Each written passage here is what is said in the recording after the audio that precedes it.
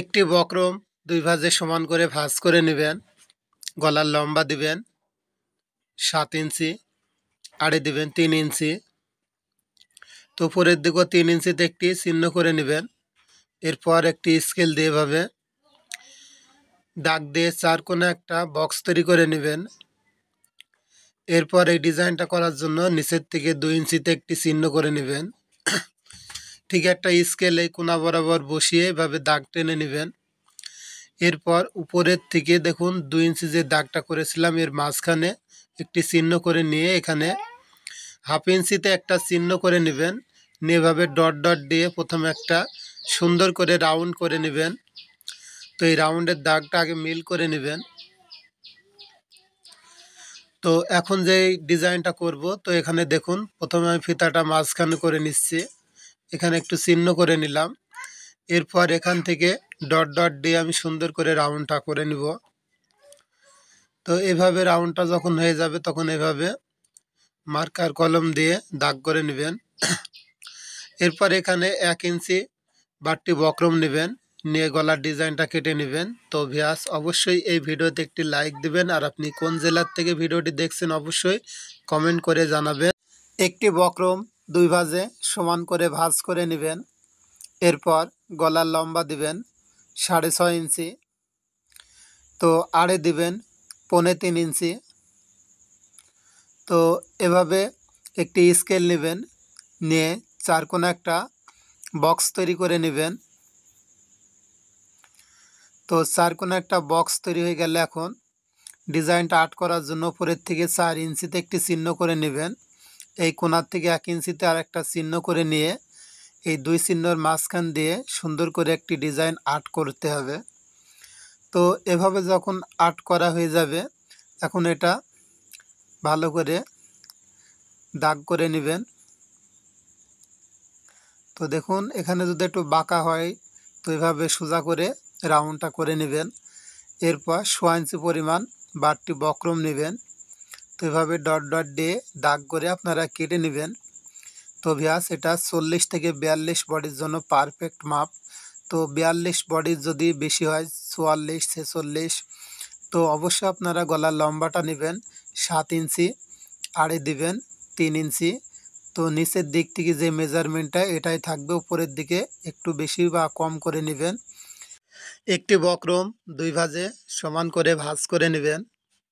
গলার লম্বা দিবেন 6.5 ইঞ্চি, আড়ে দিবেন 3 ইঞ্চি। তো এখানেও 3 ইঞ্চি। তো একটা স্কেল নিয়ে এভাবে সুন্দর করে 4 কোণে একটা বক্স তৈরি করে নেবেন।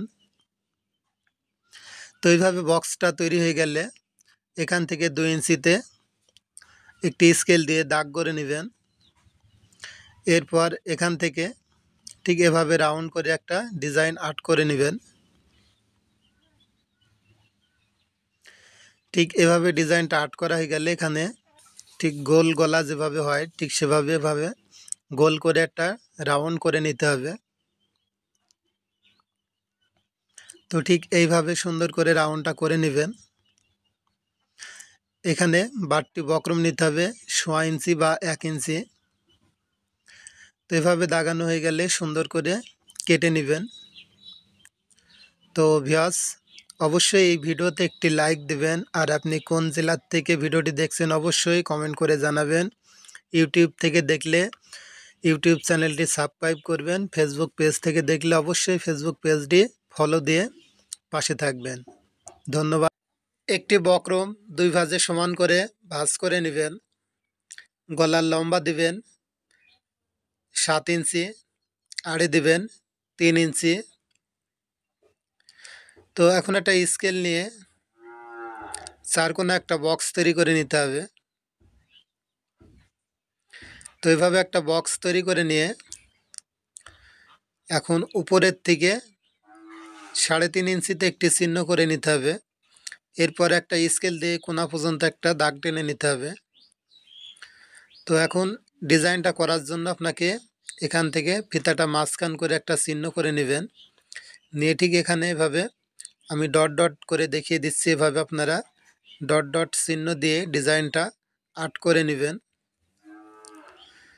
তো এভাবে সুন্দর করে আর্ট করা হয়ে গেলে উপরের দিকটা আমরা একটু ডট ডট করে একটু রাউন্ড করে দিব, যাতে গলাটা দেখতে অনেকটা সুন্দর লাগে।